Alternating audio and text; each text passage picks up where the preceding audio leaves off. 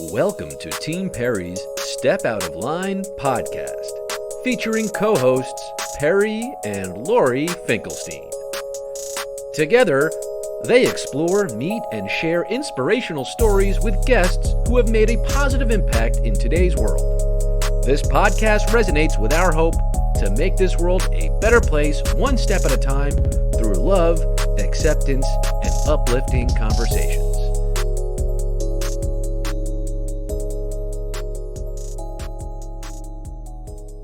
For me, stepping out of line was a whole new transition of where I wanted my gymnastics to end up. So I'm originally from Washington State, and I ended up moving all the way to Spring, Texas. And it was more of my coach telling me, like, look, I don't believe I will be able to give what you want in a way that I know you can achieve your goals and you can achieve doing what you've always wanted to do, was go to the Olympics. So he actually told me, hey, I think you need to move gyms. So I was just like, oh my goodness, like that's so crazy. Like my coach that has always been my coach ever since I was little was telling me something that I never thought I would have to do. So that was a huge major thing in my life, but it actually helped me. It transformed me into being finding a better version of myself, being able to meet new people, being able to train with another Olympian that I never thought I would train with. But my stepping out of line actually turned into something great. So you were pretty young. How old were you when the transformation happened? Almost 3 years ago. Almost 3 years ago of me transferring over to Texas. I was 18. Perry's 21. She's actually more mature than the regular 21-year-old just because of what she's been through in her life medically. And, you know, as growing up, most of her friends were nurses and doctors and therapists. So she's totally different than a normal 21-year-old. Mm-hmm. You also, your life is not of a normal, 21, 22-year-old. You have a lot more responsibility that you took on yourself. Did you ever get a chance to be a kid? I did. So I actually was one of the few kids who actually went to public school.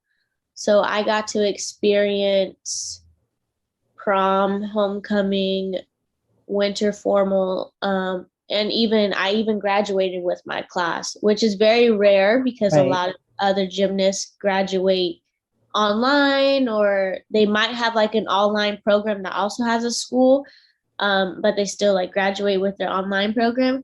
So I was really the only person that actually was able to experience things that not a lot of gymnasts are able to experience. And you have a clothing line as well. How did you come about making your own clothing line? That's probably so exciting, more exciting than winning a medal. We don't know, but during the pandemic, starting a business and going into the Olympics. Like, how did you do it? So when the whole pandemic happened, there was a lot of politics that were happening as well, being with George Floyd and Breonna Taylor and all of them. So basically what my clothing line, it's called Melanin Drip Clothing Co. And the melanin part is just, I want young girls all the way to grandmas to understand, like, no matter what, embrace your beauty, embrace who you want to be. Your crown is your crown for a reason. You should be able to enjoy life how you want to enjoy it without somebody truly like controlling you. And so that's where like the melanin part comes from. The drip part is, I love swag. I love sneakers. I just love wearing like streetwear clothes. So that's where the drip part came about. But basically through the whole pandemic is when I realized, as a young African American, I should be able to embrace who I want to be. And so that's what I realized throughout the whole pandemic. And that's how I made Melanin Drip Clothing Co. And then also, so basically my business was being controlled by, my mom was helping me. So while I was in Tokyo, my mom was going over how many orders there were, what we needed to put in the inventory. And so that was being controlled. So I didn't really have to focus on it while I was in Tokyo because I had somebody helping me. You're going on tour, and are you starting college soon? And what do you want to study? So what I want to study is general business. I want to get my general business degree, be like an entrepreneur, and then hopefully with that degree, I want to maybe go into like real estate or something that I can just enjoy and have fun with, just out of the box. Um, but yeah, other than that, I mean, that's really what I've focused on. I can't wait to go to college. I actually report in December, but then I don't actually start classes till January. Are you more nervous about your grades and going to classes than you were about performing the Olympics?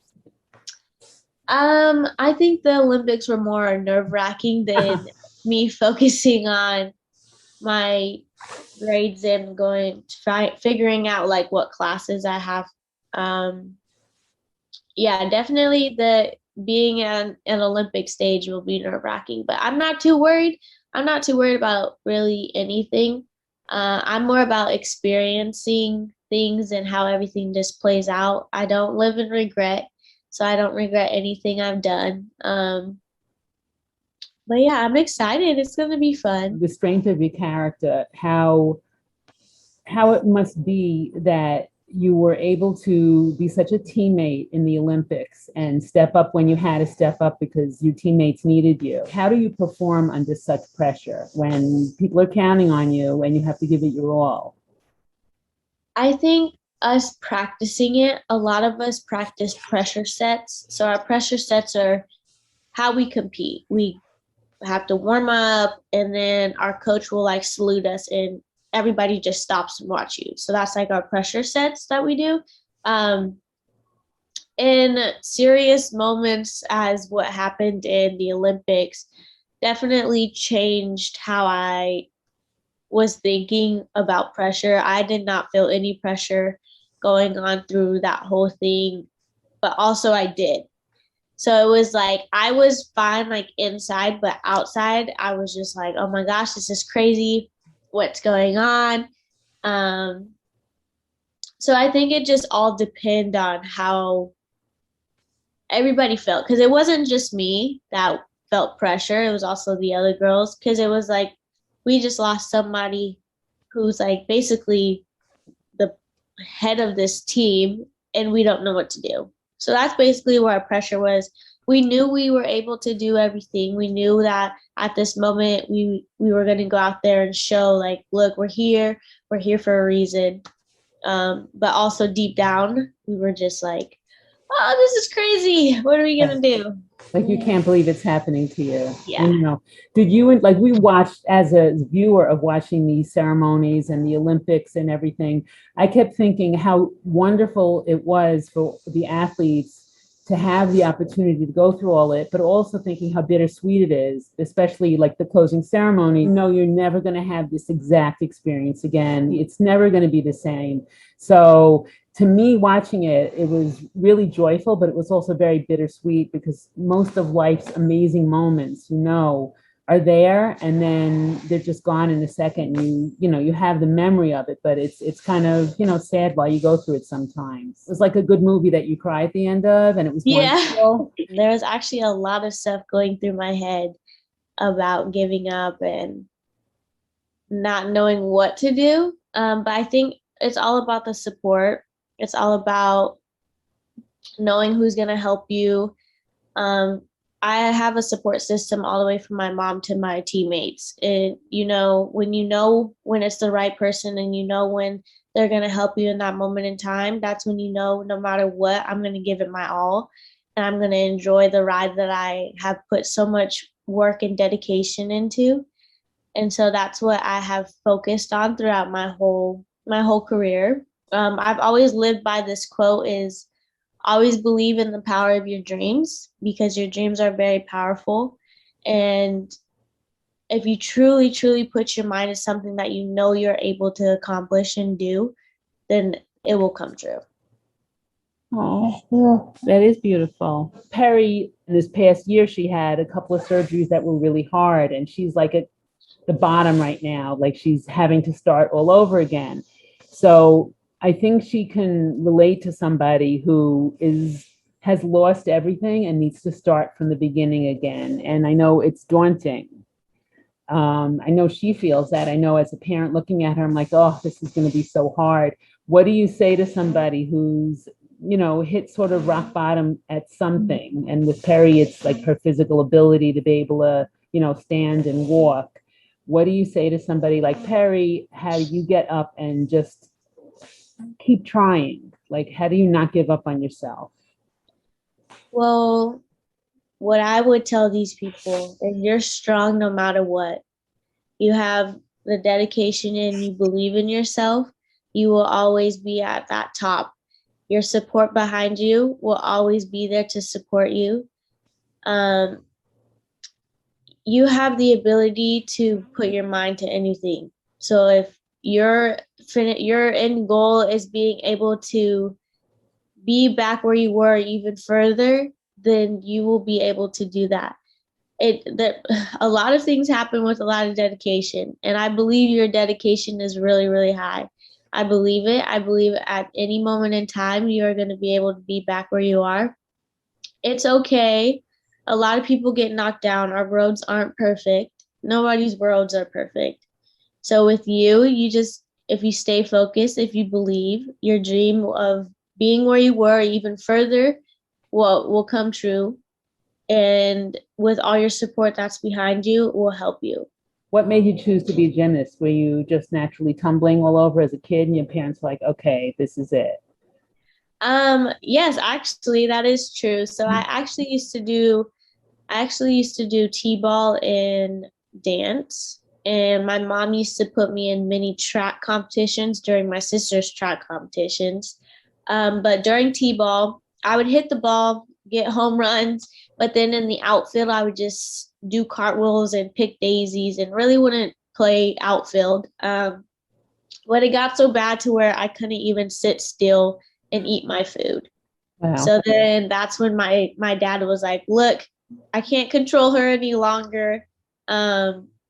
We need to put her in gymnastics. And so that's what they did. And it stuck with me ever since. Are you burnt out from the parades and the excitement around you? I've always been in a situation to where I just love doing interviews. I love doing parades. I love signing autographs. So I don't think I'll ever get tired of it, because I just love being able to express what happens with me, but then also cherish moments with others. So right now I've done a lot. I don't know when it will ever end, considering that they go through what, now we're already like in football season, like after the Olympics, that's like the last time gymnastics is relevant until the next year. But whatever happens, I'm going to enjoy it. And like I said, cherish the moments. You're going to continue on, do you think? Keep training and then competing?